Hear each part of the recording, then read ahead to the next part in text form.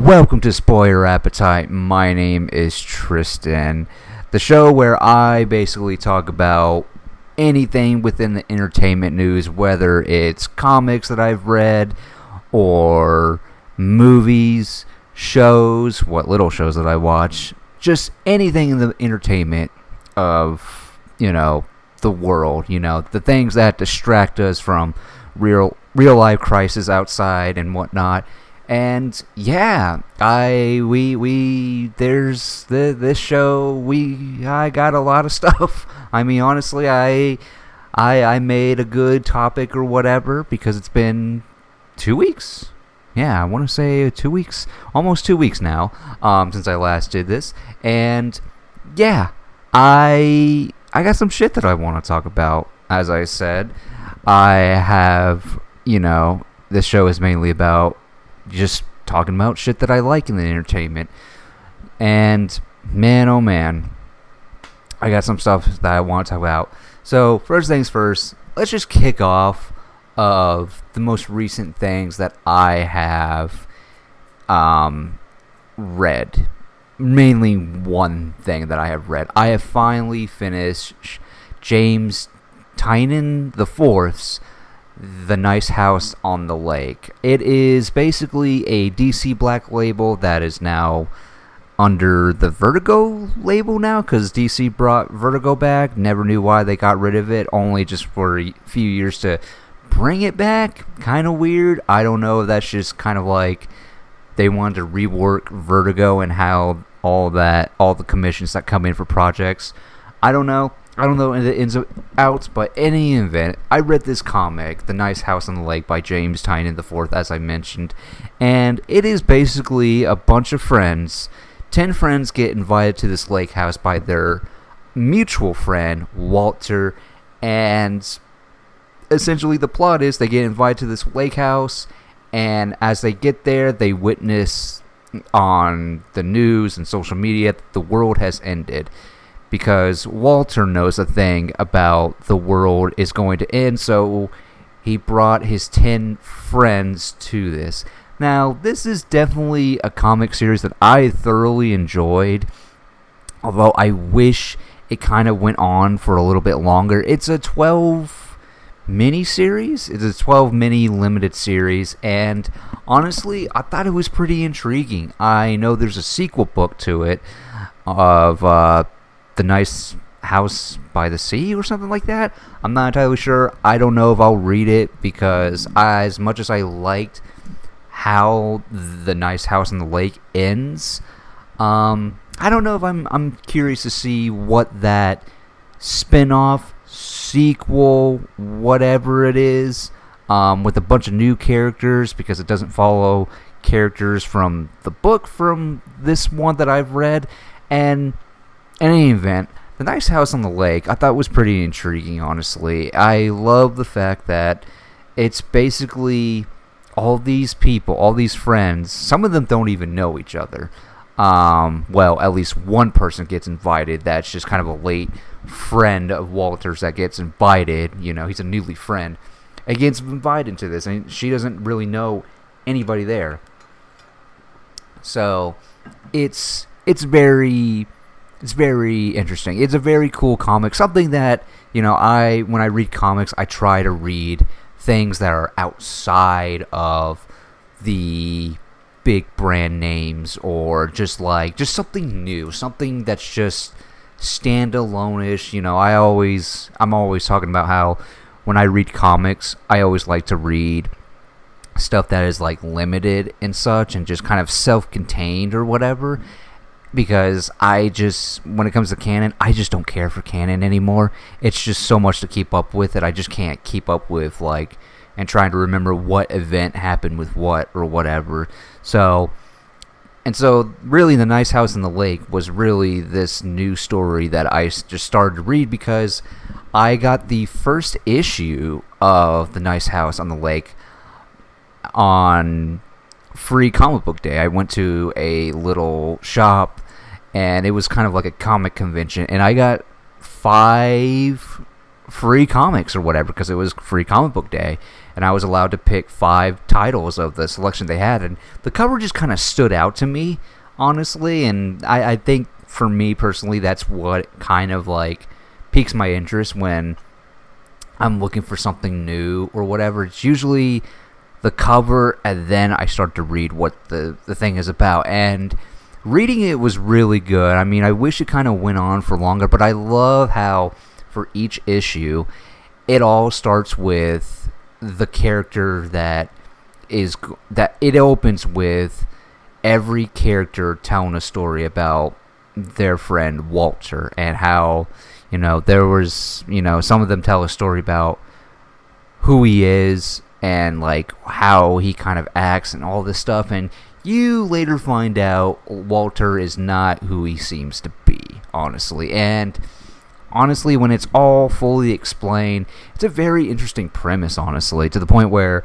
I could definitely see this kind of being a series of sorts. Like, I can definitely see this, like, being adapted to a series and just kind of, like, building upon what the comic is and whatnot. It's like, you can still do the comic, but you can maybe add more to, like, them trying to figure out what this lake house is and, what's beyond the lake house and such. And there's just things that happen that it's just like, I get curious about it. I think it would be very much a cool little nice mystery show in the sense or whatever.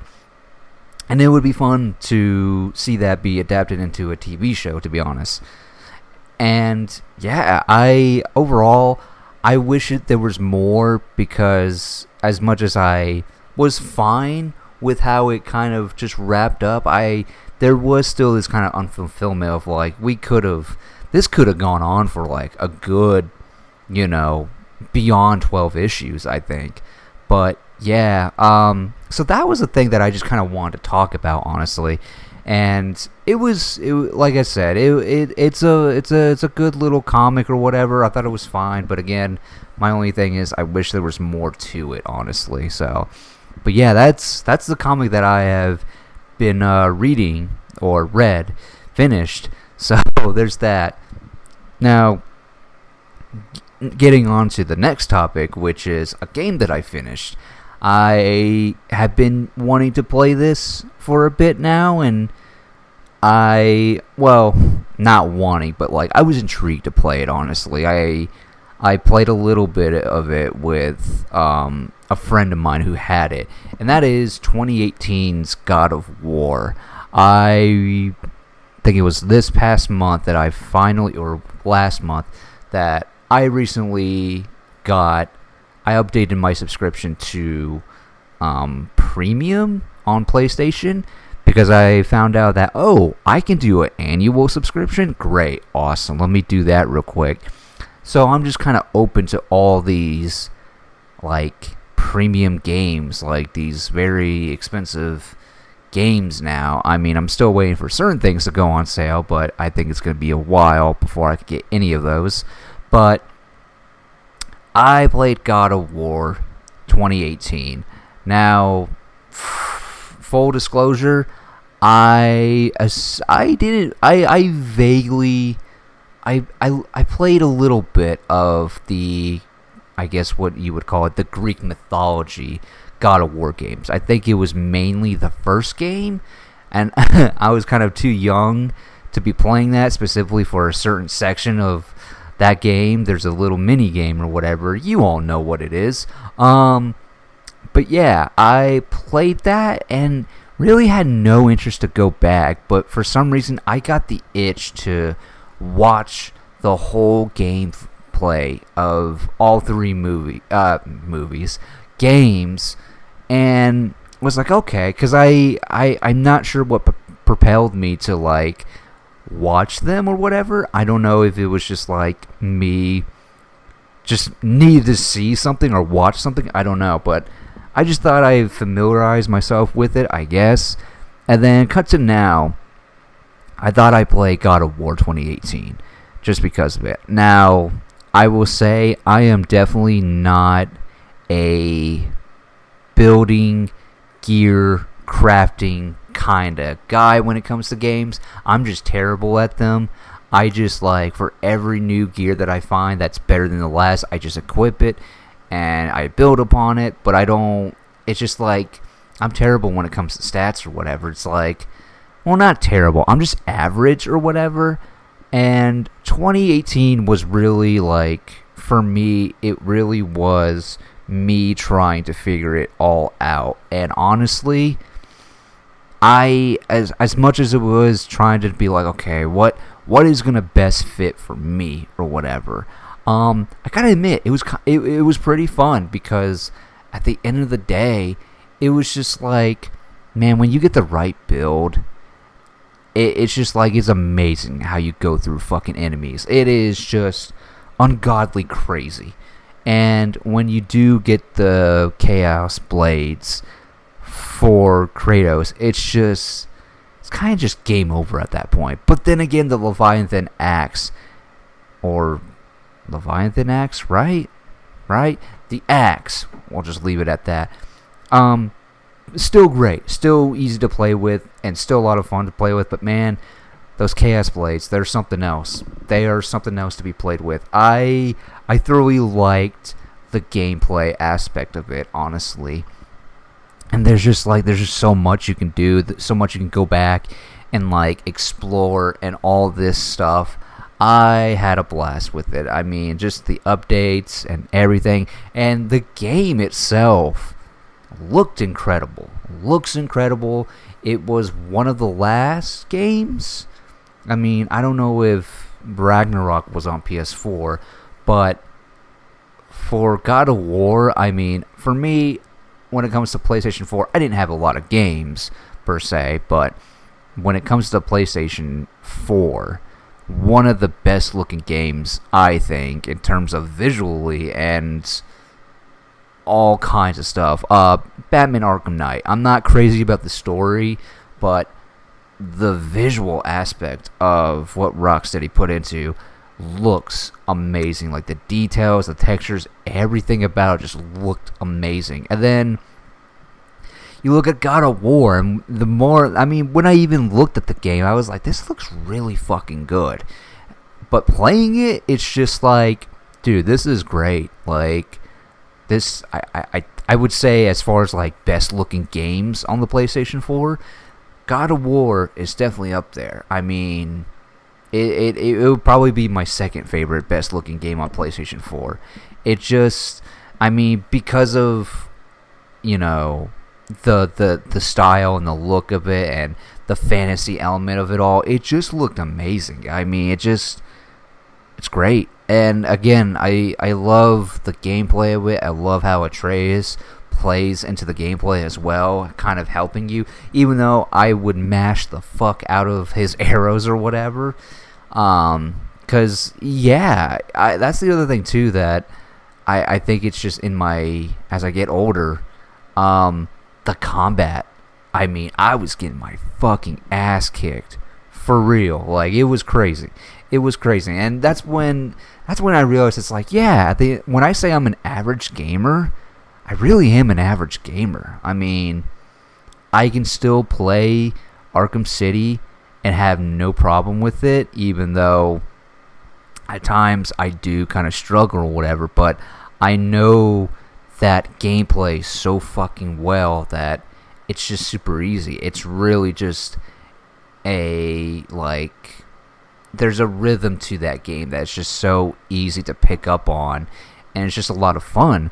Whereas with God of War, it's like when dudes charge at you, you gotta be careful. You gotta really be careful. This is not a free-flow combat kind of game, and I really liked it. As much as it was pissing me off, especially with the fucking Dark Elves, with them flying around and shit, just like, damn, those motherfuckers pissed me off the most. It was just fucking stupid. And that's the thing too, at times I'm like, how is this on normal? This makes no fucking sense to me. Like, how is it that this is on normal and I'm getting my fucking ass kicked? It's really fucking strange, but whatever. But I chugged through it, man. I really did. I love the final blow you give to, like, the trolls. Oh my god, it's fucking great. I love it. He just brings that big fucking weapon, their big fucking weapon, smashes them or whatever. It's just like, dude, that's I never got tired of that shit. I just never got tired of it, honestly. But yeah, the game is really good. There's a lot to offer. It gives you a challenge. I mean, as someone who's just like so used to something like the Arkham games where it's very free flow and, you know, counters are very easy to do and whatnot. And that's the thing. The parrying in God of War is just like, it's difficult. I mean, it had me second guessing a lot of like, am I just timing this wrong? Like, I really just, I guess I was just timing it wrong. For every time that I would try to parry, I just get hit. And yeah, I mean, I think it's just me and my slow reflexes apparently. But yeah, I really dug the gameplay so much, and there's side missions and stuff like that. I dug it. As for the story, it's pretty simple. I mean, it's pretty simple to the fact that when I finished it, I was like, I totally see why Amazon wants to adapt this into a show. Like, it's just so simple. It's a simple story of a father and son going to spread the ashes of Kratos' wife or whatever. It's so simple on the highest mountain.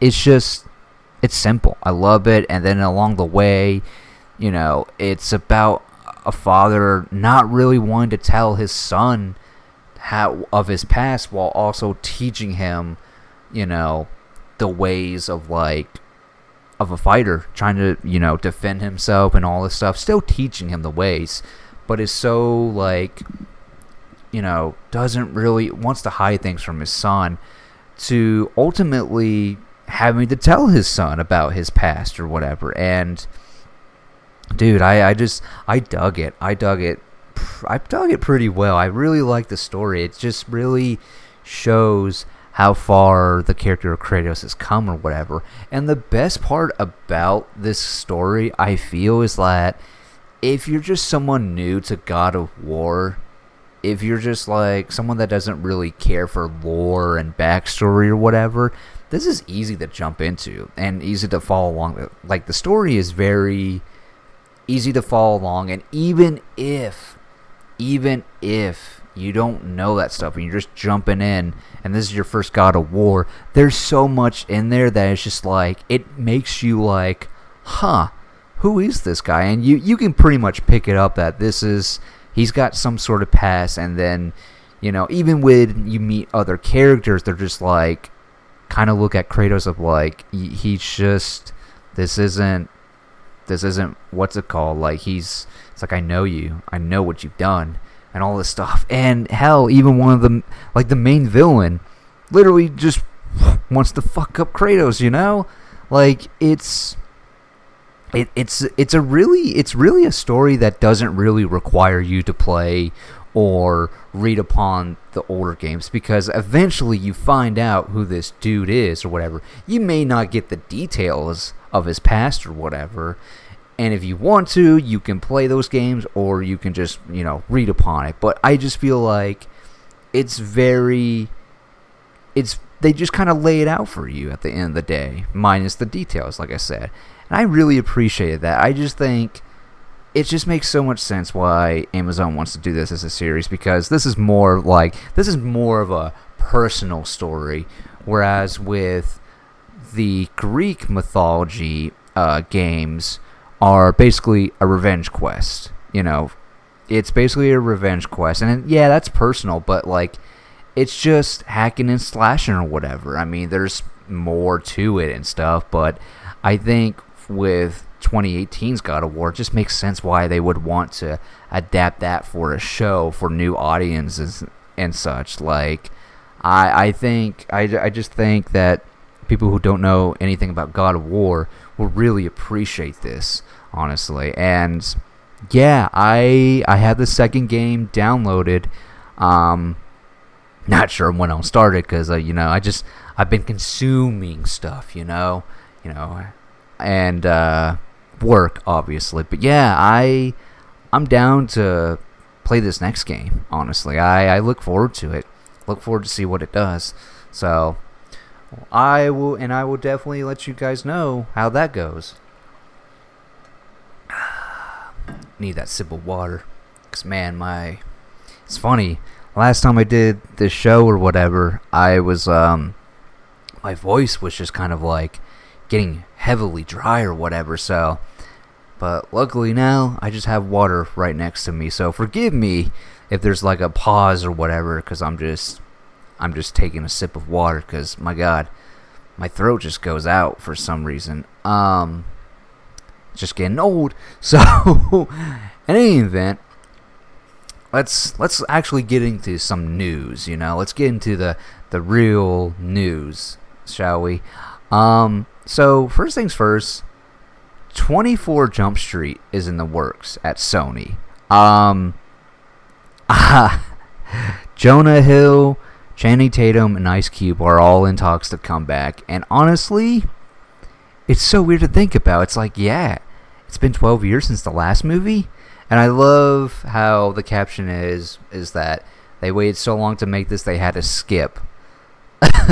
They had to skip a number. Like, I think that's kind of clever. I mean, sure, it might confuse some people, but a 24 Jump Street movie, I mean, I'm down for it. Who knows what this movie's going to look like, because the Jump Street movies are really fucking funny. They're really fucking funny, honestly. And you know what? Seeing this news makes me want to go back and rewatch them, honestly, because God, I was in high school when they came out, and I remember watching that first one, knowing nothing about it or whatever, and just having a good time with it. I mean, hell, it's Phil Lord and Chris Miller. I think that's what really put them on the map and whatnot, and but sadly they're not coming back to direct them. But they're gonna be in there as executive producers and such. I mean, I wish they were directed, but hey, it is what it is, unfortunately. But the idea of a 24 Jump Street, I mean, who knows what that's gonna look like, honestly. I don't even know what it could even be about. Are they gonna be in college? I mean, one of the speculations or one of the podcasts that I was listening to was saying, wouldn't it be funny if they're high school teachers? Or they literally have to be high schoolers again or whatever. That would be funny, because 24 Jump Street, they were students. And I like the idea of them being teachers now. That would be kind of funny. Or just go with it and just, have them be undercover as students. That would be great. But yeah, I'm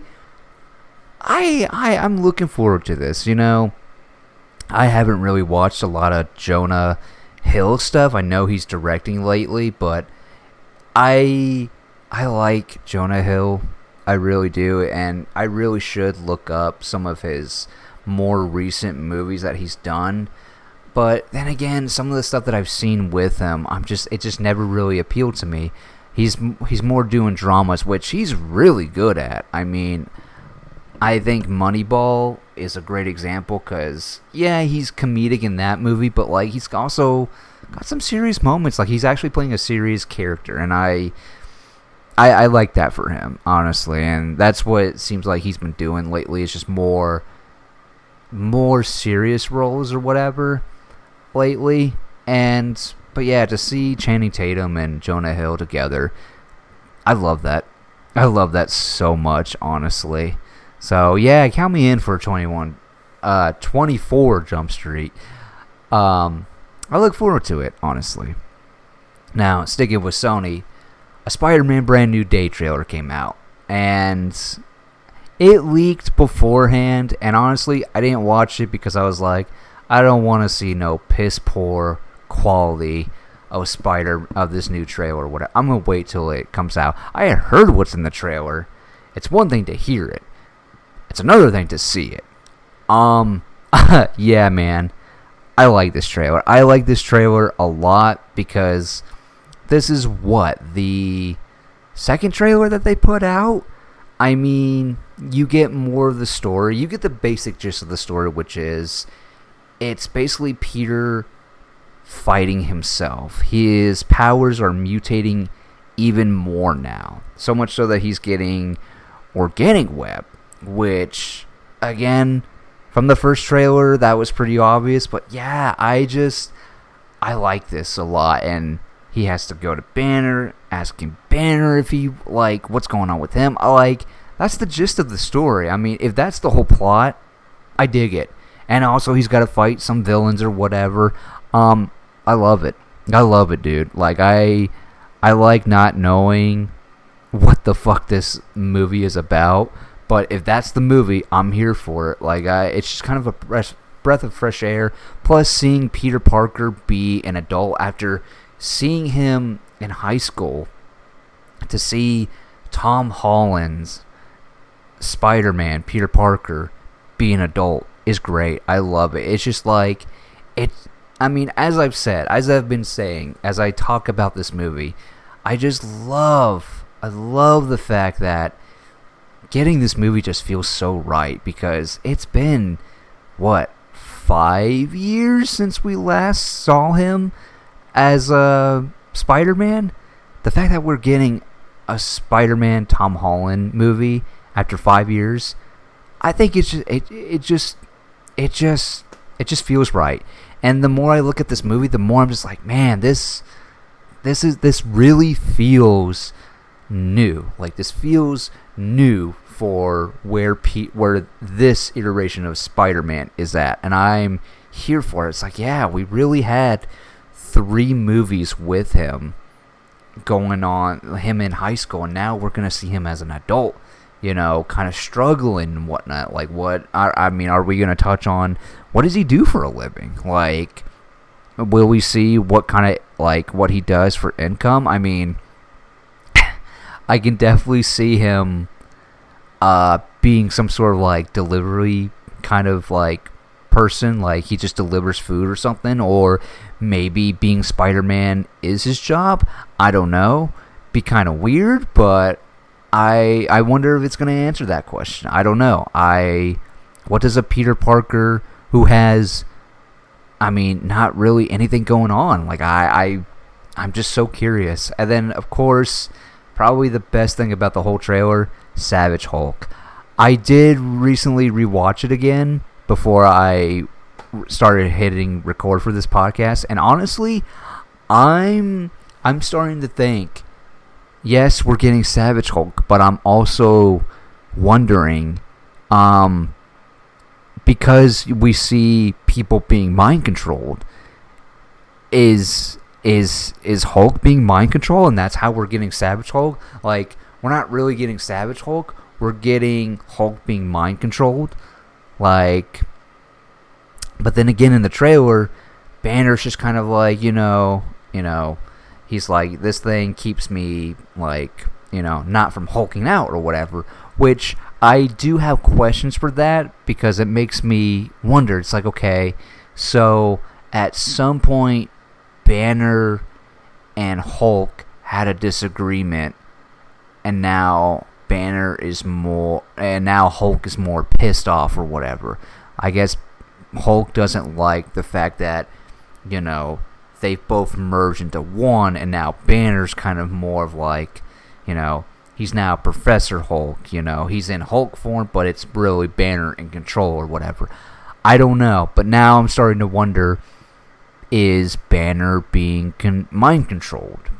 I mean, that'd be interesting, just to see them go out in Hulk mode, because there's a moment where we see a figure raising their arms or whatever, then it cuts to Hulk hulking out or whatever, and it's just I wonder, and at the end of the day, the big speculation is, Sadie Sink as Jean Grey.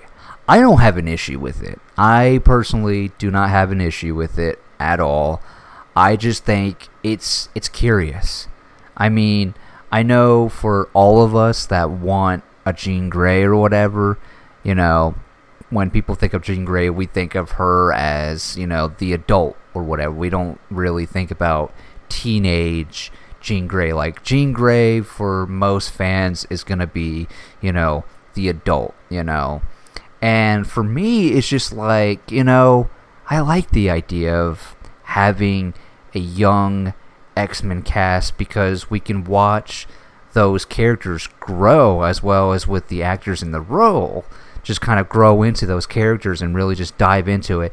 That way we can get stories like, Scott and Jean having a baby or whatever, then having to send that baby off into the future because they have a disease and all this stuff. Like, I just think it's really curious. I mean, and it's kind of refreshing too, because I think why people are so pessimistic at the idea of Sadie Sink being Jean Grey in a Spider-Man movie, because it's just not the norm of what we're kind of used to. But I would argue it's just like, comic book characters in the comics, they just kind of come and go or whatever. But at the same time, it's just kind of like, I don't know how that doesn't really intrigue you or whatever. I mean, I've seen some people speculate maybe she's not Jean Grey, but she's another mutant or whatever. Like, some people are saying, what if she's the other kid, not Nathan Summers, obviously, but the daughter. I'm already forgetting, but her. They're speculating that she comes back from the from the future to the present, and somehow is in our present, and is somehow in the Spider-Man movie. Which, I mean, again, anything is possible, but I think it's just interesting to me because it is kind of like, well, what do they want? Like, that's what I'm curious about. It's like, okay, if Sadie Sink is a X-Men character of sorts, what are they gonna play? What is their role in this? Like, why is she like taking control of people and such or whatever? And let's just say if Sadie Sink is Jean Grey, what does she want? Like, who is she going after or whatever? I'm curious, and it makes me wonder, like, what is the Marvel Cinematic Universe really going to look like after Secret Wars?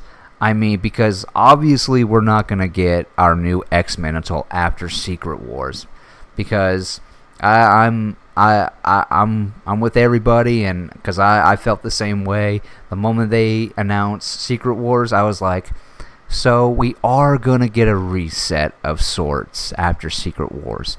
I think like some things are gonna change, some things are not gonna change or whatever. Like, I can totally see them doing a recast for Tony Stark and Captain America. I can totally see that. I do expect the newer editions, like the Fantastic Four.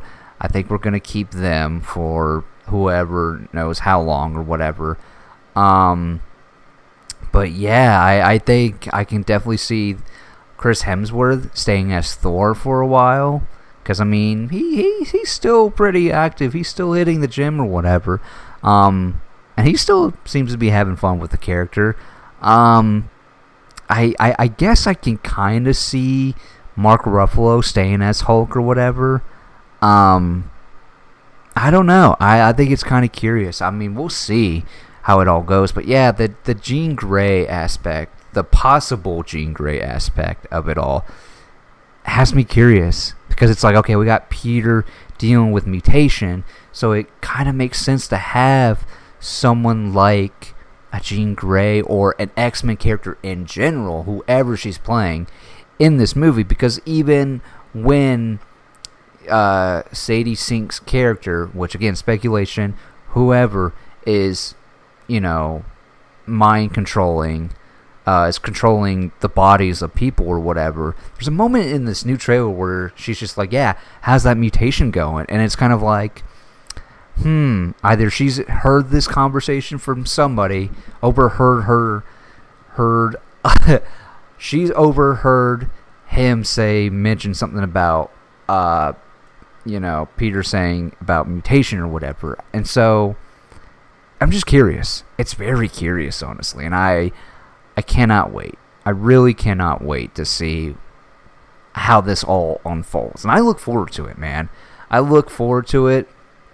So, but yeah, Spider-Man Brand New Day. Haven't got my tickets yet because, one, I'm not going to put in a PTO for that day. I mean, as much as I would love to, I'm okay. I can wait a bit. I'm still excited for it, but man, I can't wait.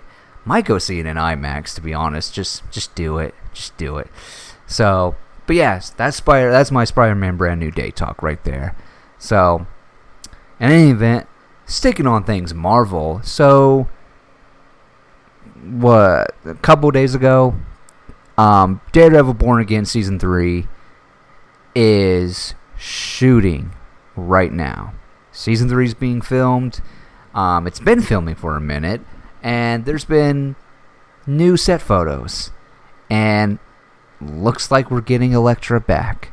Yes, Elodie Yung is back as Elektra. And my God, I couldn't be more fucking excited. Now, on the pessimistic side of things, it's a little worrisome at the same time because it's like, okay, I mean, given that the show is 10 episodes in total, and they all run about 30 to 40 minutes long or whatever. Are we about to be underwhelmed because of how many characters there are? I mean, I don't know. There's a lot of things in here. There's a lot of characters. But then again, this is the show, and they can be, kind of spread out. But I am kind of getting a little bit like, okay, it was already exciting.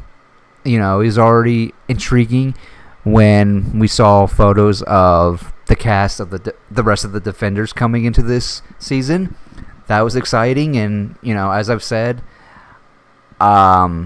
even with someone like Finn Jones coming back as Danny Rand, I'm looking forward to it because it's just like, there's been enough time for me to just get over my knee-jerk reaction of like, no, I don't want Finn Jones coming back as Danny Rand. Just recast it.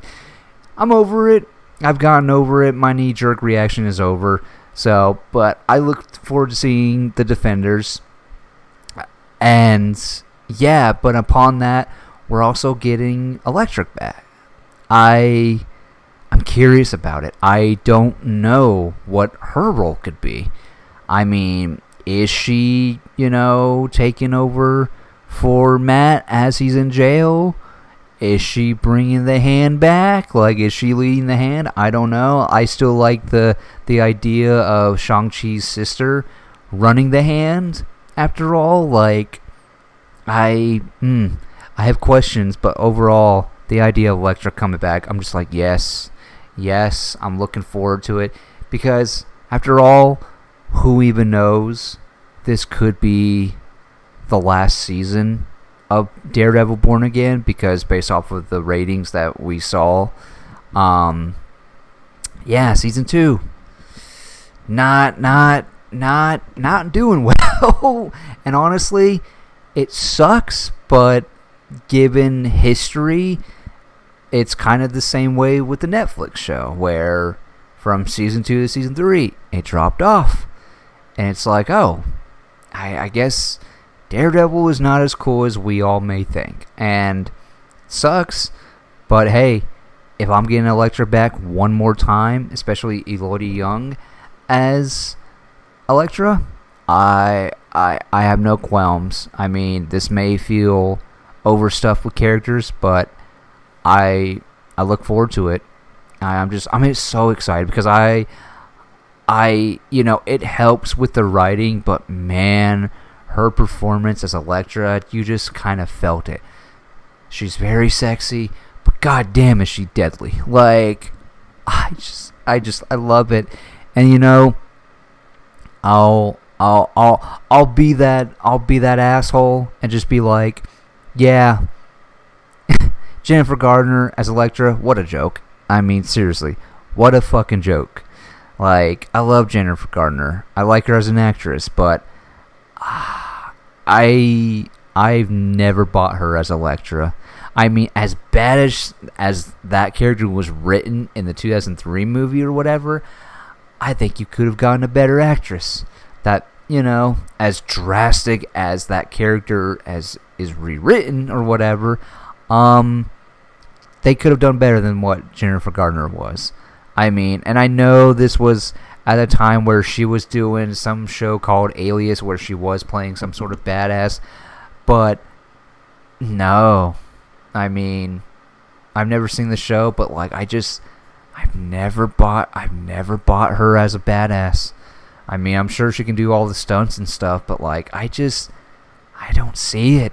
I don't see it at all. Like it's not convincing at all. And even seeing her in Deadpool and Wolverine, I was like, I'm not convinced. I'm just so not convinced of her as Elektra, honestly. And that's why seeing the Daredevil show and now seeing that she's back for Born Again, I'm just like, yes, the best portrayal of Elektra is back. I am so fucking happy. And it's crazy too because it's literally 10 years since we got her as Elektra, and she looks great. I especially love the amount of red that's in her costume. I vaguely remember her being given that full-blown red outfit in the Defenders. I mean, I literally had to see a photo of it because it's just like the Defender show, I've just kind of blocked out because that Defender show, not it at all. Had its moments, but overall just like, okay. But happy to see Elodie Yung back as Elektra. And I'm just so here for it. I can't wait to see, like, what is Elektra's role in this. Because, man, it seems like there's a lot going to be going on in Season 3. And I hope it flows well. I really do hope it flows well. But in any event, I'm still looking for Daredevil Born Again Season 3. Because Season 2, I thought was just amazing. Especially when you get to the halfway point. Like, when you get to the rest of the half of the season, oh my god, it takes off. Like, it literally puts, like, the pedal to the metal. Like, it was crazy. I just can't wait, man. Plus, it's just like, the Daredevil fan in me is just like, dude, I can't, even if I was just being pessimistic about the show, I can't help but not be excited, because it's Daredevil. I mean, come on, seriously. Like, Daredevil is my favorite Marvel character in general, so there's that. So in any event, let's talk about DC for a second, shall we? The only DC news I have, other than that Vertigo comic that I was talking about. So DC Studios was in France, I guess, or something. They were doing something in France, and they were showing off, I guess, talking about some sort of DC stuff, related stuff. I just know that Tom King was in France showing off the Mr. Miracle animated show that's based off of his run, and I just gotta say, I'm so looking forward to that shit. I little bummed that it's animated, but you know what? I'll fucking take it because I really appreciate that run, and the idea of them adapting that comic really excites me because it's very adult. Like, it's not, can't really show kids this. So especially if they open the show like the comic, and it's a depressing time, but it's so colorful too. But I look forward to it. In any event, they announced 3 animated shows when they were in France, and all I gotta say is, oh my fucking god. They announced a crypto animated show, which is like, it's whatever. I don't care. I don't care for it. I mean, sure, it's probably for the kids. Whatever. Cool. Great. They're also making a Joker animated series called Joker Laugh Riot, which I like the premise. Batman is murdered, and Joker's gonna find out who murdered who murdered Batman, and is going to create all kinds of chaos. But the big news out of it is that they're going to adapt Absolute Batman into an animated show. And honestly, as someone who is, caught up with most of it, I think I'm just like an issue or two behind now. Yeah, this makes so much sense. I gotta say, there's a lot of Batman being put out there as usual, and it is kind of annoying, and it's just like there's too much fucking Batman out there. It's ridiculous. I mean, we just had Lego Batman.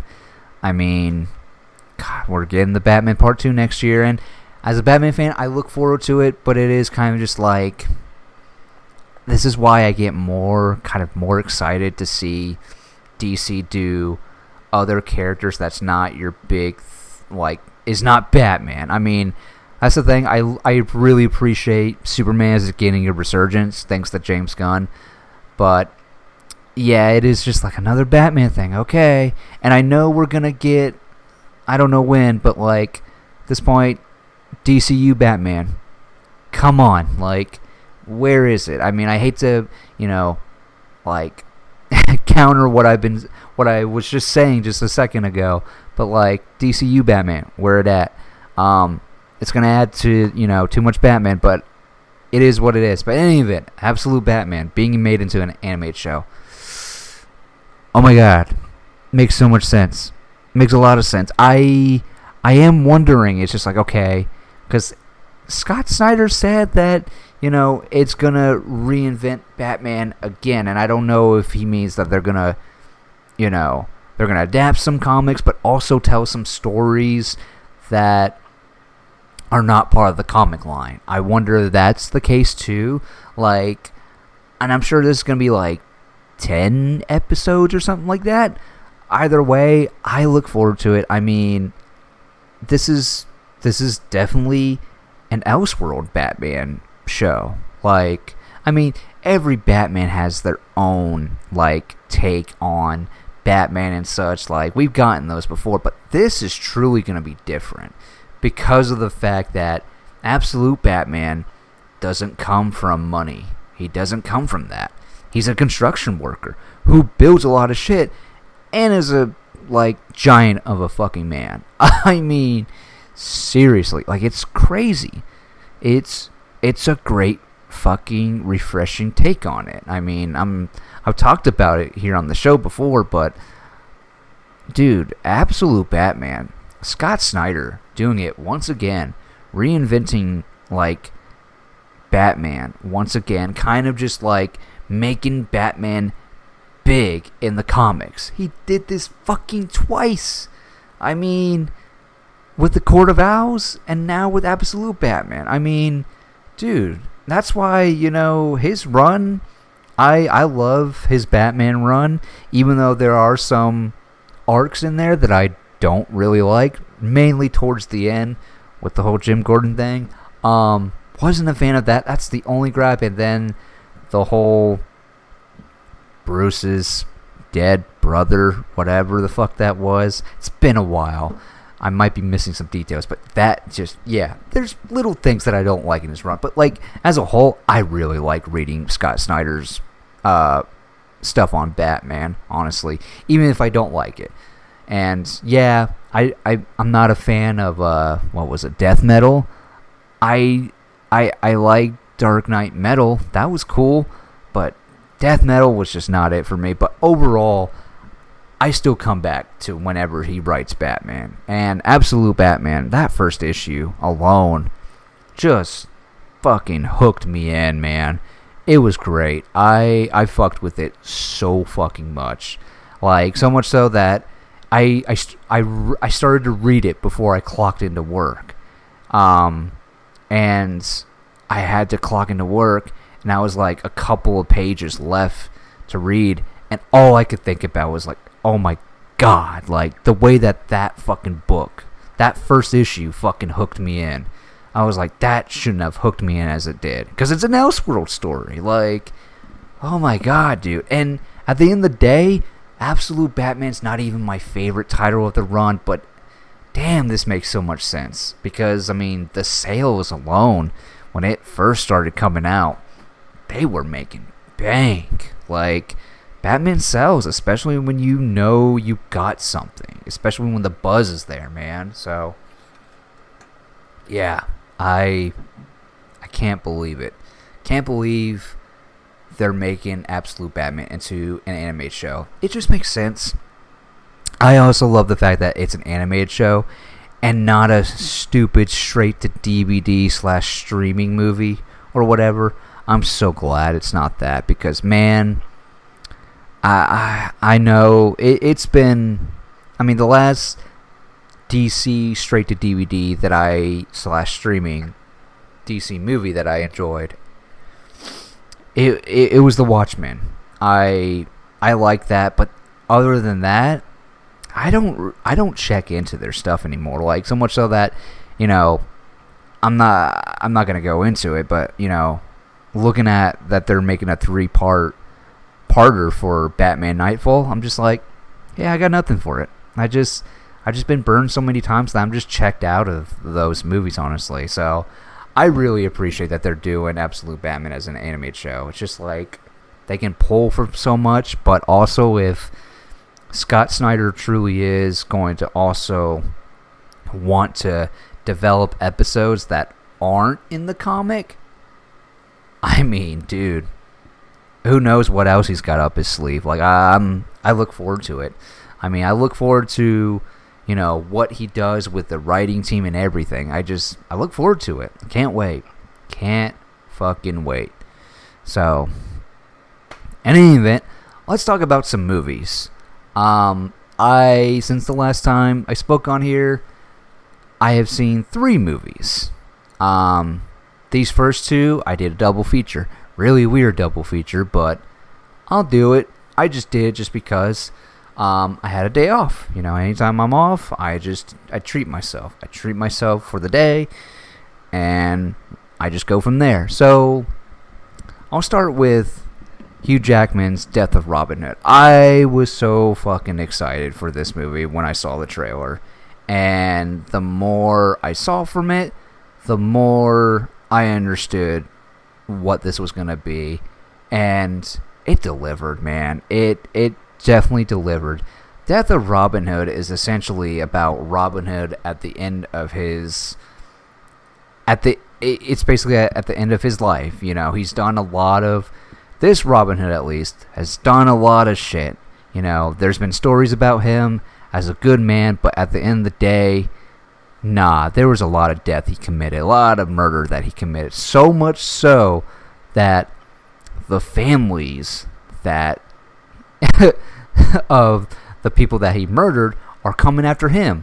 So, like, the children, the grandchildren, like, all of them are coming after him or whatever, you know. I mean, it just kind of opens with, you know, this woman essentially looking for Robin Hood. And you're kind of supposed to feel for her because in the beginning, they're in this sort of, like, cold weather, like, or whatever, and she sees a fire, a little camping fire or whatever. It goes up there, there's Hugh Jackman as Robin Hood. And he's pretending to be asleep, but he's actually awake. And the woman tries to kill him, and he kills her instantly, just because he just knows that, yeah, he doesn't really trust people, like, because he's done a lot of killing, so he's always on high alert. And so essentially, the gist of this movie is he gets injured, and he's placed at somewhere where he needs to heal, get better, and all this stuff. And, you know, he kind of just chills there. He just kind of chills there. And it's basically a man just kind of like, you know, just trying to be at peace with him. He's still on edge because he just doesn't know who he's dealing with, honestly. Like, he doesn't really... Trying to trust his surroundings, trying to be, you know, just lay low or whatever. While also kind of, like, getting better... Maybe wanted to go back out, but also seeing the potential that maybe this is where he belongs or whatever. And yeah, I think this is Hugh Jackman's like second best performance, right behind his performance in Prisoners. I thought he was really good in this. I mean, he always delivers, no matter what he's in, even if it's in shitty movies, like that one with the God, I don't know, what the fuck was that sci-fi movie? Reminiscence or whatever? I don't know. It was just, yeah, that movie was just not good, but he was good in it, along with everybody else. But I like Hugh Jackman. I like seeing him in things, honestly. It's just like, and that's the thing too, I just feel like not enough people appreciate Hugh Jackman as an actor outside of his role of Wolverine. And it's a shame, because he's really good. I mean, after all, he comes from Broadway, after all. So, yeah, I really liked this. I liked how even it ends or whatever, because, yeah, they stick to the death of Robin Hood. They stick to the title. They stick to it. I won't say how, but I thought it was just it's very sad, but kind of poetic. But at the same time, it is just kind of like through people that he has met or whatever, people that are coming after him and just like being like, you took a person from me or whatever, all this stuff. It's like, yeah, I mean, at the end of the day, dude took a lot of people, and while we don't know the whole story of it, it's just like, damn, it's a dark world here. But yeah, I thoroughly liked it. So that's Death of Robin Hood for you. So after that, I decided to go see Toy Story 5. And man, I gotta say, they Pixar really knew what notes to hit. Because, man, it's weird to think about, because Toy Story 4 was 7 years ago. And when it comes to movies and sequels, I don't have an issue with it. Like, I'll go see anything. Like, if I know... well, that's kind of a lie, because I saw Scary Movie 6. And I tried to be so open with that movie, but goddamn, that movie was garbage. But in any event, yeah, sequels I don't have a problem with. Even with dog shit sequels, that I don't think look good at all, I'll still go see. But yeah, with Toy Story, I don't, like, again, I don't care how many sequels you do. I don't have to go see it. Like, if I'm just not that interested in it, I won't go see it. I'm not going to complain about it, because at the end of the day, the sequel movies are going to be for somebody. Just because it's not the sequel you want or whatever, somebody else will. And that's the thing too. My argument has always been, people who get upset with sequels or whatever and reboots, where's this energy when it comes to comic book movies? Like, generally, like, where's that energy? Oh, because it's based off of source material, that makes it okay? It's like, that makes no sense. No, it's just like, I'm sorry, that logic doesn't really make any sense. It's like, it's still a sequel, or it's still a reboot. Like, I mean, come on, just because it's based off of source material? Hell, even with books or whatever. Yeah, but it's just one or three books. We already had a trilogy of it. It's just like, what are we talking about? Like, you know, when they announced Harry Potter, you know, as a series, people were like, but we have the movies. We don't need to see another one. It's just like, who fucking cares? Like, dog, like, it's a new adaptation. It's like, you know how many times we've seen Batman adapted or whatever? It's like, but yet there's not this clamor of like, stop rebooting Batman. I mean, yeah, but people like Batman. Yeah, well, people like Harry Potter too. Like, what's the issue? It's kind of the same thing. Like, give me a break. In any event, that's all just to say that, you know, when Toy Story 5 was coming out, I was intrigued by it. I was kind of just like, you know what? I'll go see it. Why the hell not? Because, I mean, I don't really remember 4 as much. I mean, I know the gist of it. Woody is going on Woody wants to find Bo Peep or whatever. That's the gist of 4. But yeah, it's really not that memorable. compared to Toy Story 5, I mean, yeah, Toy Story 5 is, it just really brought it. And I'm so happy. And really was, and kind of got the gist of this in the trailers, but this really is Jesse's story. And that's so good on Pixar. Yeah, Woody and Buzz are there, but they're side characters in this, which is surprising. Like, I don't think anybody wants to admit it, but they're essentially side characters. Like, that's kind of how I look. I mean, they have enough screen time to, I guess, justify that they are main characters, but for the most part, no, this is really Jesse's movie, and I really appreciated that. It's like Pixar really knew what they wanted to do the moment they were just like, let's tell this story, but through Jesse. And I just was like, that's great. And of course, if you've seen the trailers, you know that essentially the topic is going to be talking about kids and iPads and stuff like that. And that's there, and that is something that, should be discussed or whatever. That's a good topic. But what's also great is that they're not too shitty with it. Like, they're also, I also appreciate the writers just kind of saying essentially that, yes, we need to monitor tech or whatever, but it still can be used for good or whatever. It still can be used for good to connect kids with other kids or whatever and such. I mean, yes, we need to monitor it or whatever, but we should also just, they should have their time or whatever. That's the other thing, too. I really like that the parents of Bonnie were even monitoring how much playtime that she had. There's even a moment where they're just like, she's not really connecting with kids or whatever because everybody's got a lily pad or whatever.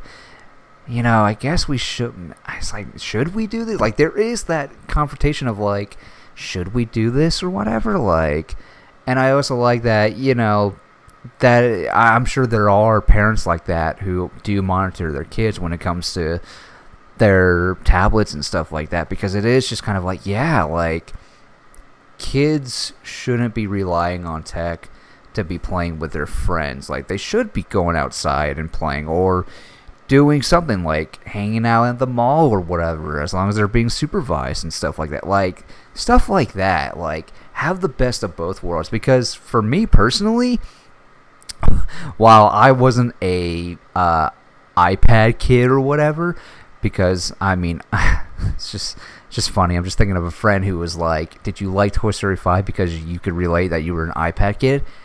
No, because I was too fucking old to have an iPad. Like, and I didn't have an iPad. I didn't get my first tablet because I'm just not a fan of Apple products or whatever. Like, I've used Apple products, mainly iPhones. I'm just not really a fan of them, honestly. And so I didn't get my first tablet until for the first time in, like, I got my first tablet like 9 years ago when I was 21. That was my first time I got a tablet. And even though I still have that tablet, even though that, like, so that wasn't the case at all. But even when I had the tablet or whatever, the only time I ever use my tablet is if I want to read comics or whatever. That's mainly why I use my tablet. Like, sometimes, if I'm gaming or two and I just want to put my tablet on and watch some podcasts and whatever, I'll do that. But yeah, I was too old to be an iPad kid or whatever. I mean, because I was already synced into, like, going outside, going to my friend's house or whatever because he was a neighbor, and just playing with him or whatever. But also at the same time, I was a kid that was kind of in between of the days before social media and iPads or whatever. But at the same time, we still had, like, gaming consoles or whatever. We still had, I was a teenager. I got my, I mean, granted, I was late to it. I had a PS2 for the longest time, and it wasn't until I was 16 that I got my first PlayStation 3 and was able to play these games or whatever.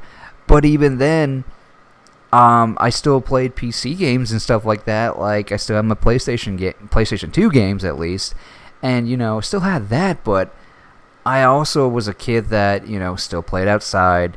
Even if it meant making stupid YouTube videos or whatever and stuff like that.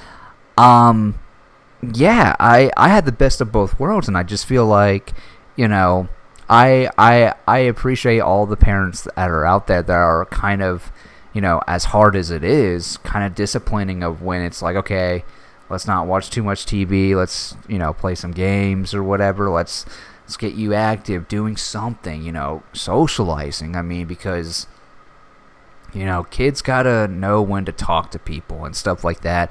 Just have fun, just like socialize, live, and whatnot, instead of just like looking at a thing 24/7 or whatever, just because parents don't want to, engage with their kid or whatever, which is like, there's gonna come a time where, the more you let them access it,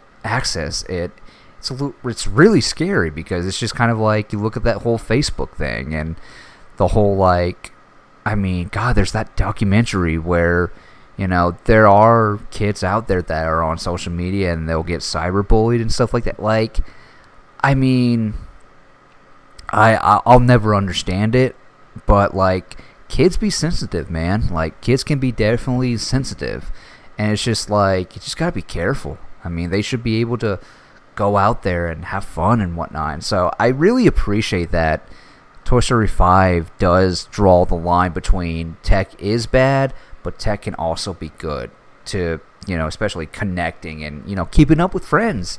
Because, one of the depressing things about becoming an adult and, graduating from high school is like, it's great that you can keep in contact with friends through social media. I mean, but at the same time, if you're someone like me, sometimes it's hard to limit yourself or whatever, because you just want to keep scrolling, want to keep reading or whatever, just whatnot, and not like really going out there and experiencing or whatever. So there's that. I mean, it's really deep and really kind of makes you think. I mean, this conversation has been going on for as long as we can.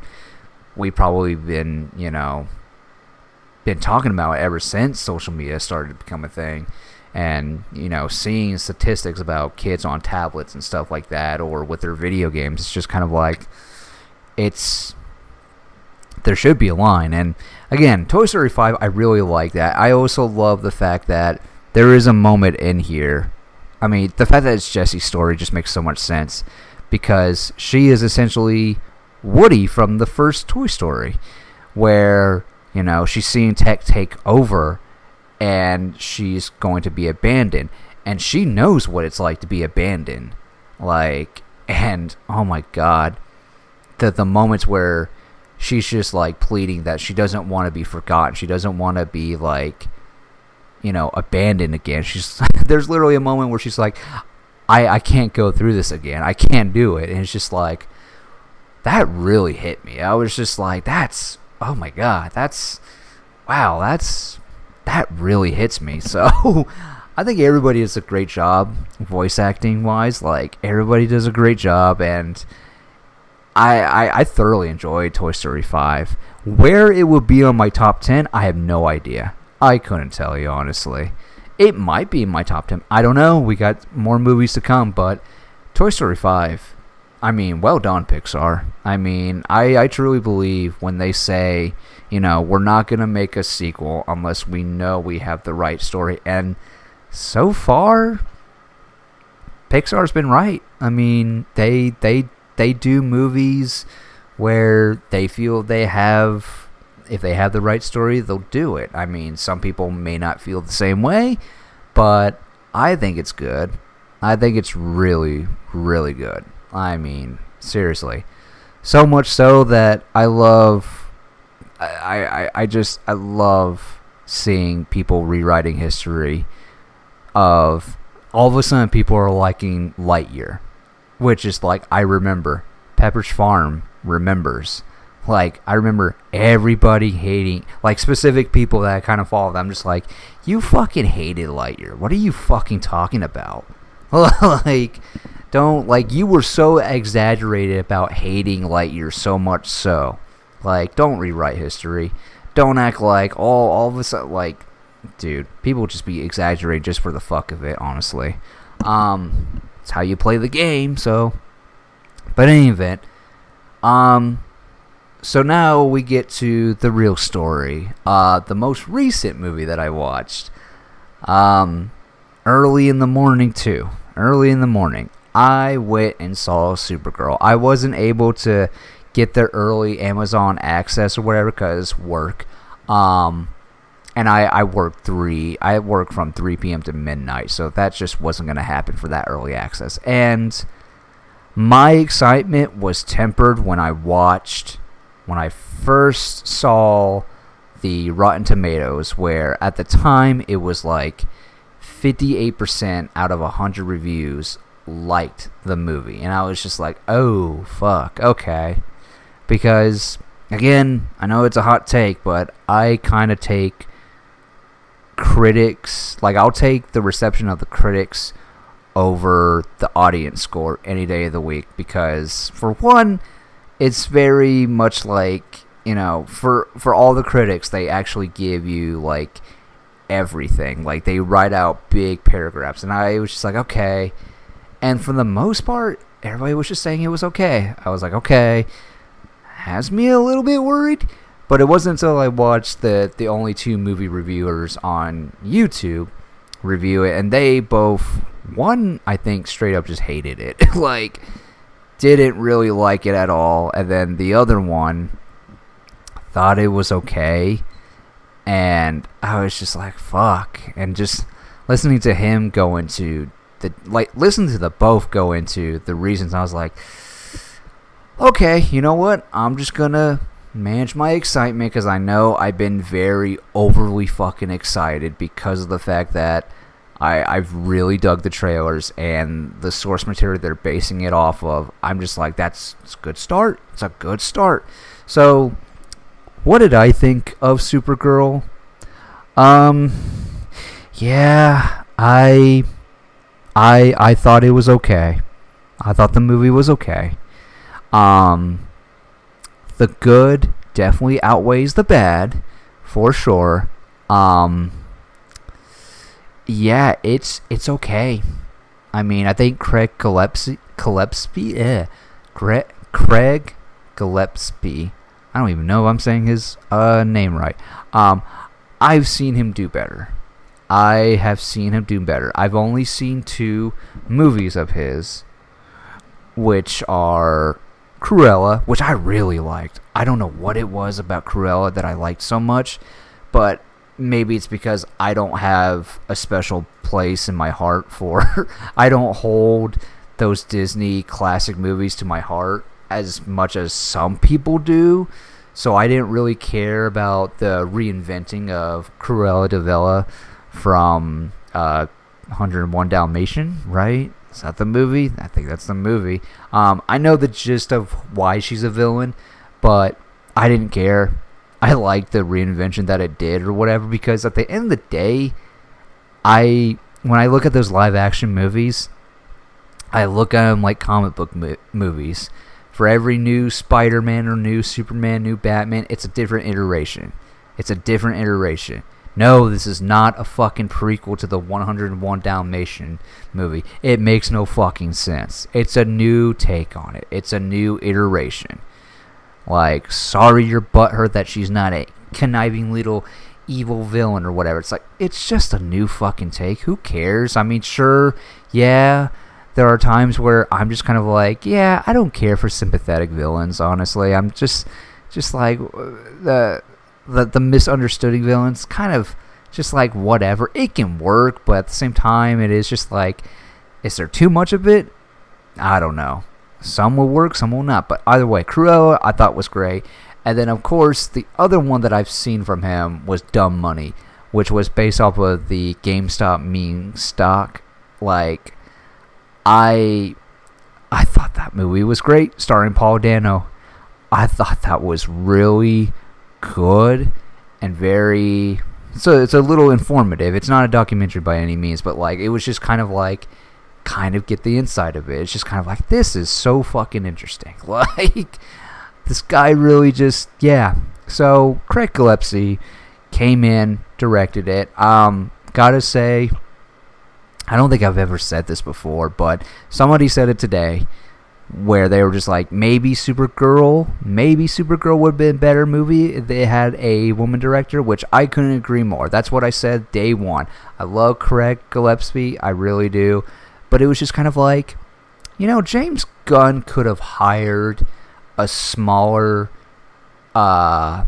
director, like an indie director who's done like smaller projects or whatever, to, direct Supergirl. Have a woman who's done some smaller projects do Supergirl, like indie movies or whatever, like Chloe Zhao, for example, or Patty Jenkins or whatever. I know saying those movies is going to ruffle some feathers, but like, why not? Why not let them get their big break? I don't know. I mean, hey, they already gave Anna New something. Can't remember her name, but and she only has 2 credits. She only has 2 writing credits prior to Supergirl.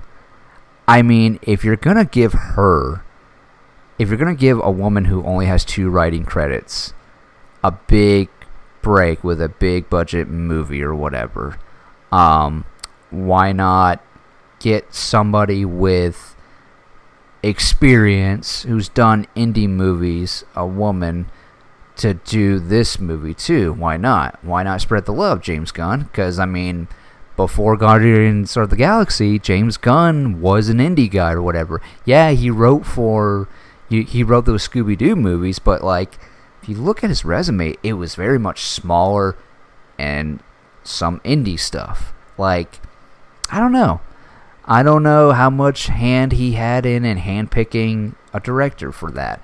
But in any event, aside from that, the movie is just okay. The good. Or do I start with the bad? I'll just start with the bad. Because the bad, like I said, the good outweighs the bad. So with the bad, I'll just start with, you know what? Let's just talk about the good first. First things first, Millie Alcock. I mean, dude, like, that casting, bagged. Like, it was already bagged. Like, they already bagged that casting. Like, the moment she was casted, even before I watched House of the Dragon, everybody was like, oh my god, perfect casting. And I was like, you know what? I'm going to trust, people's word on this, because, people love House of the Dragon. So, and then when I watched House of the Dragon, I was like, makes sense. Makes so much sense. It's like, yeah, I mean, this is the only thing I've seen her in, and you know what? I can totally see it. Then saw the trailers, and I was like, yep. For what they're going for what they're adapting, yeah, I see it. The trailers really sold me. And she was great. She was really fucking great.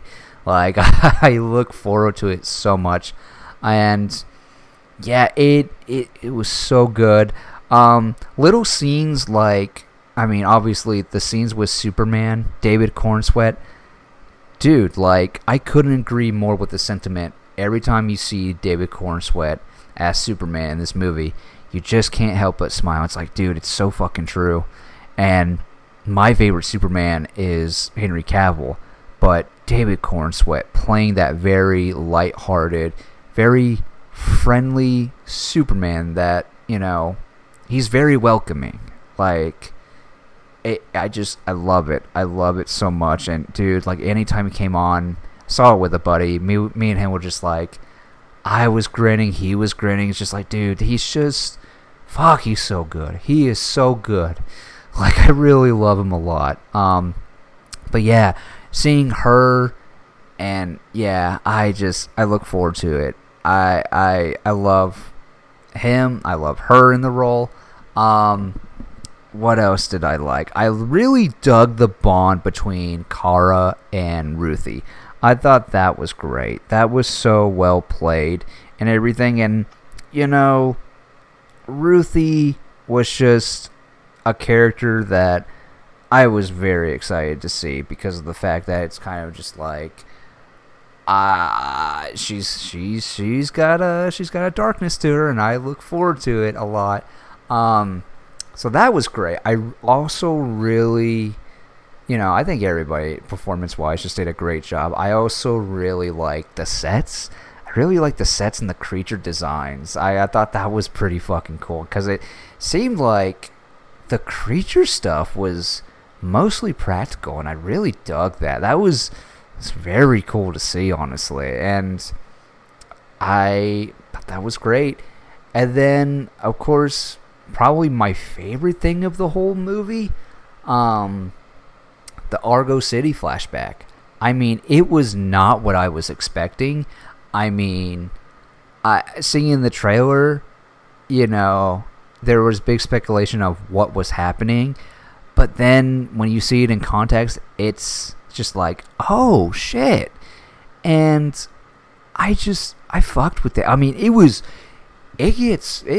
very emotional. I got really emotional with everything that was going on with that. And, I can't remember the actor's name, but the actor that plays Caro's dad, Zor-El, was really good. Like, everything that he was delivering was was really getting me. Even with the actress that was playing the mom was also getting to me. I mean, I'm trying not to spoil anything, but like, there were certain things that were said in this, and then also little details about a certain thing. And it's just kind of like, that's so fucking interesting. And me and a buddy had a conversation about that. And it's just like, we were talking about the science behind it. And it was just like, I mean, it just makes sense why this would happen and how that would be retrieved or whatever. It's just like, that just makes so much sense or whatever. And I really dug it. I really dug it so much. It was just like, oh my God. Like, seriously, the Argo City is probably my favorite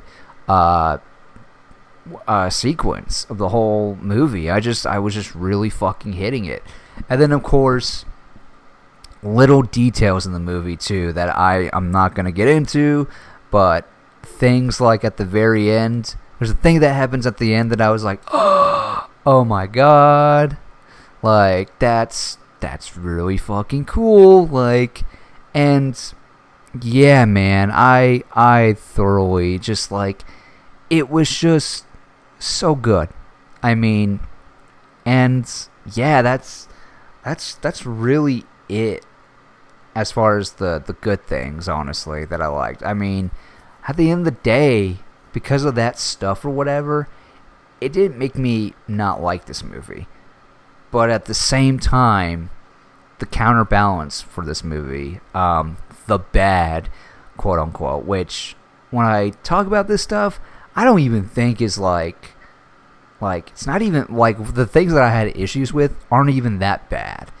It's just they might be distracting. Let's just say that. First things first, the biggest problem I have with this movie is the pacing.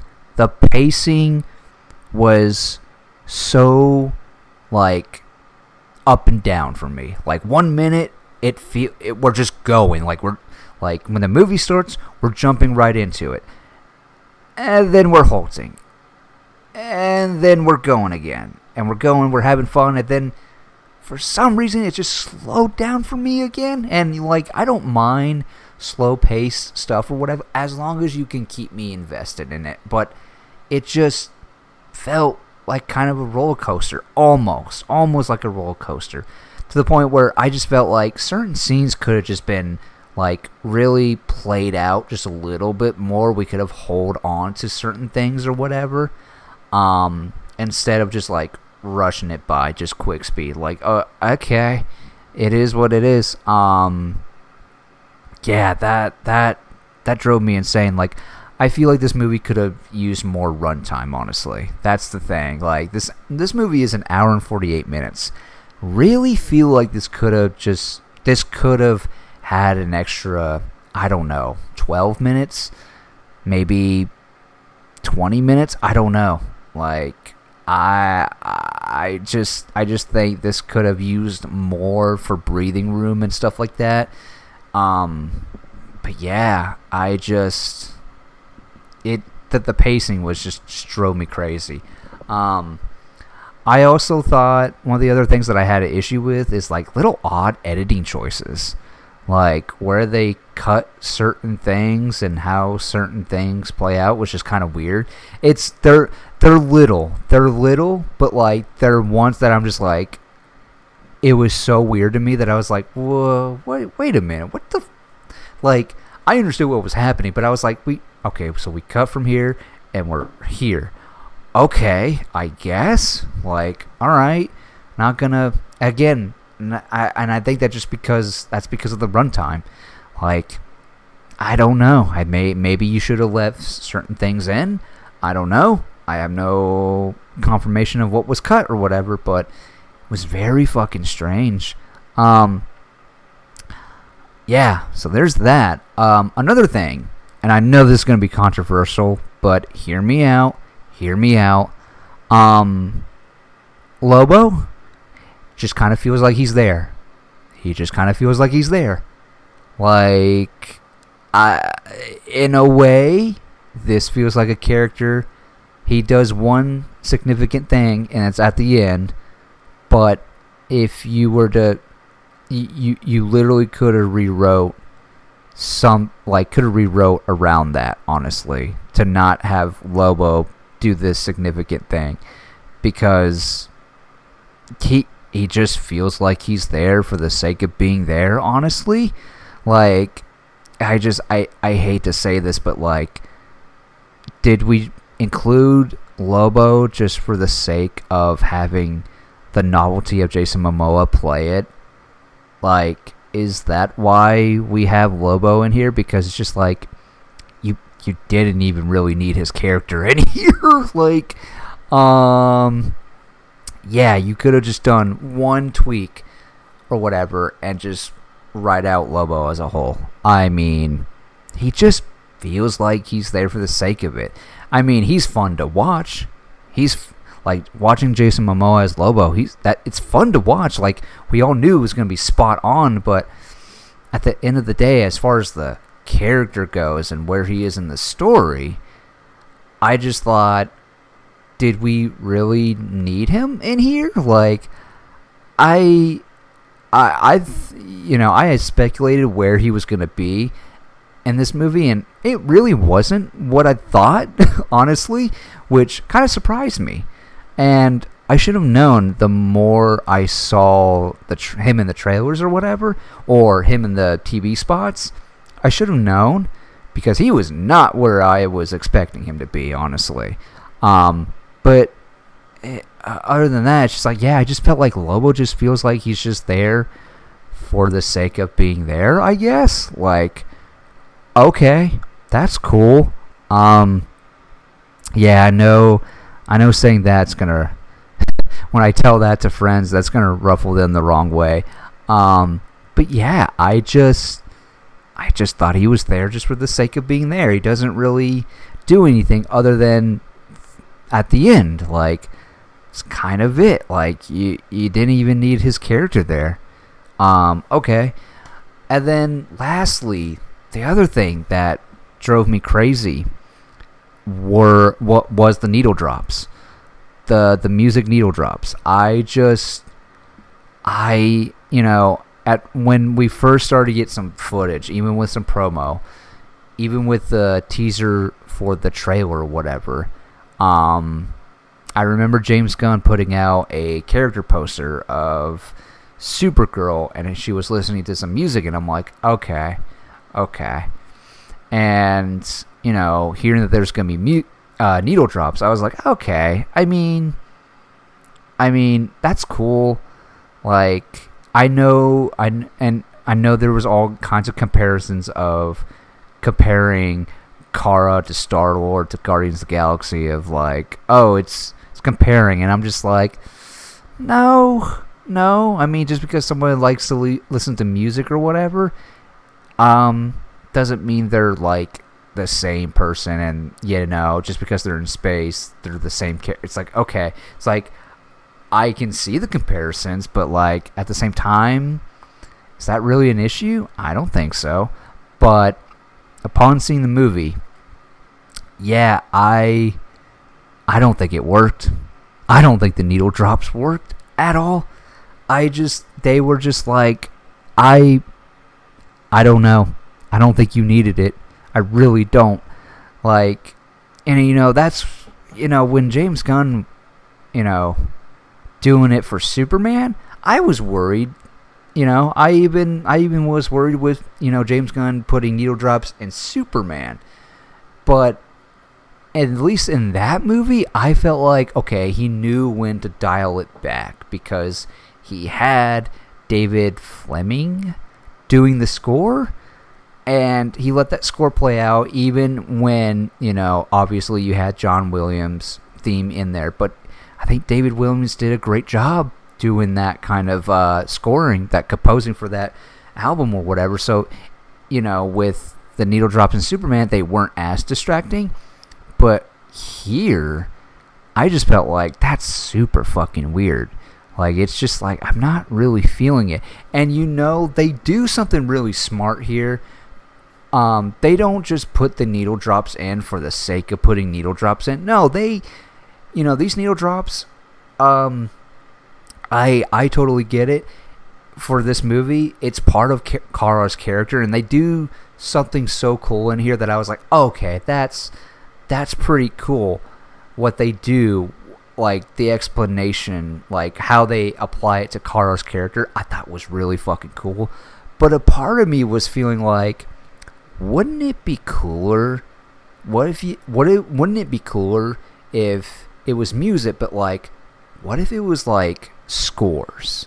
Like I don't know, composing music or whatever. I know that's not compelling, but that would have been a unique take on it if it was just like composing scores or whatever. I thought that would have been a nice touch, but again, I don't mind it being part of Kara's character. I get that, but for this movie, I just don't think it worked at all, and it just feels like, I don't know, like, it just doesn't work. I wasn't feeling it at all, and it was a little distracting, I'm not gonna lie, honestly. So there's that. But overall, like I said, there's plenty to like in here that outweigh the bad. But but with the bad, I can't help but ignore it. Like I can't ignore it. Like, I simply cannot ignore it. And that's why I just think the movie's just okay. Again, the biggest thing for me was pacing. I just feel like I wish there was more, because the pacing was just super off for me, honestly. I just so like, what the fuck are we doing? Like, okay. But yeah, I think overall, again, I'm not gonna sit here and say it's an abomination to cinema like some fucking weirdos are. Like, anytime there's a big blockbuster movie, there are people out there that just want to paint it as it's the worst thing that's ever existed. It's like, no. And you know what? I'll do you one better. I will do you fucking one better. In terms of worst movies or whatever of the comic book genre, this isn't even it. Like, it's not the worst of the comic book genre. It's not even like when I think worst of the worst comic book movies, I literally had to look this up, because I was like, okay, in most recent times, when it comes to the worst of the worst comic books, Supergirl is nowhere fucking near it. Like, if anything, Supergirl can be forgettable, but it's not so bad it's gonna stick with you. No, like, for me at least, the top three comic book movies of recent that are so bad that, have kind of stuck with me, I have three, and that's X-Men Dark Phoenix, Wonder Woman 84, just, yeah, and Ant-Man and the Wasp, Quantumania. Comparing Supergirl to these three movies, I will watch Supergirl any day of the fucking week. I mean, as much as I think it's okay at best, I'll still pop it on. Like, if it's playing compared to these three that are playing, like, no, I'm going to watch Supergirl. I'm not going to watch those three boneheaded movies. Like, I'm not going to select them. Just, ooh, like, you want to be upset about a comic book movie? Those are your three, honestly. Hell, if you really want to, go look at the most recent DCEU movies. Like, you know, I know people hated Aquaman: The Lost Kingdom. I know people hated the Flash movie, and fucking Black Adam. Like, are these people really gonna seriously tell me that Supergirl is on par with those movies? I mean, again, they're not. I got my issues with those movies, but you know, for the general public, for DC fans, specifically like general DC fans or whatever, they'll tell you those are dog shit or whatever. They will tell you they're bad or whatever. But I refuse to believe Supergirl is like, I don't even think those people would say Supergirl is on par with those movies, honestly. Like, no. Like, yeah, it's not as great as, say, Matt Reeves' The Batman or James Gunn's Superman, but it's just in the middle, you know? It's in the middle. It's okay. I mean, it's okay, but I have problems with it, and I just kind of wish it was better. And at the end of the day, it's like, you know, maybe down the road I'll come back to this and feel different. I don't know. My mind can be changed, but right now, it's just fine. It's okay. I mean, I got nothing else, really. It's just, I just wish it was better. I really did. And no, I'm not going to do a comparison of like what they really should have done. No, I'm not gonna do that. I don't have that mindset. I just can't do that because it's just, again, it does not feel fair to compare the comic book to the movie adaptation. It just doesn't feel fair. It's not really fair. They're two different medias. It's like it's basing it off of that or whatever, but you should base it like you should critique it on its own fucking merits, like just like you did with the comic or whatever. So overall, you know, this was a miss. Well, yeah, I'll just say it's a miss, but even then, as much as like I thought it was okay, I'd still go see it again, but again, I wouldn't be dying to see it again. So, but yeah, man, I'm still looking forward to the DCU because, I mean, I know it's out there. I've seen people that I follow react to these people, but no, the gun has not jammed. Like, dude, it's only the second project. Like, let's get some DCU stuff in before we start saying, you know, DC is dead. Which but I will say going forward, I'm a little nervous because I don't know how true this is. I don't know how concrete it is. I don't know if James Gunn has confirmed this, but I know he's got his writing staff. Like, he's got his people that he likes that are writing stuff. And that's cool. I love that. But this Anna writer, who now has 3 credits to her name, the fact that she's part of it, it's just like, I'm sure she will write something that will be solid. I'm sure she will write something that I will like. But right now, it's just like, if it's true that she's writing a Teen Titans movie, I'm kind of worried. Because it's just kind of like, well, again, not enough writing credits. And the first big thing that you did was Supergirl, and I'm just like, I don't think the script was the issue at the end of the day, but I am just kind of like, I don't know. I I'm crossing my fingers. Hopefully what she does next is better. But again, kind of worry about it just a little bit. So, but again, it's just one thing. We'll see it. I mean, it's really just the idea that she only has 3 writing credits. Like, on, like, her IMDb, just, it's like 3 credits. And it's just like, it's very worrisome. So, but overall, hopefully next time she'll get it.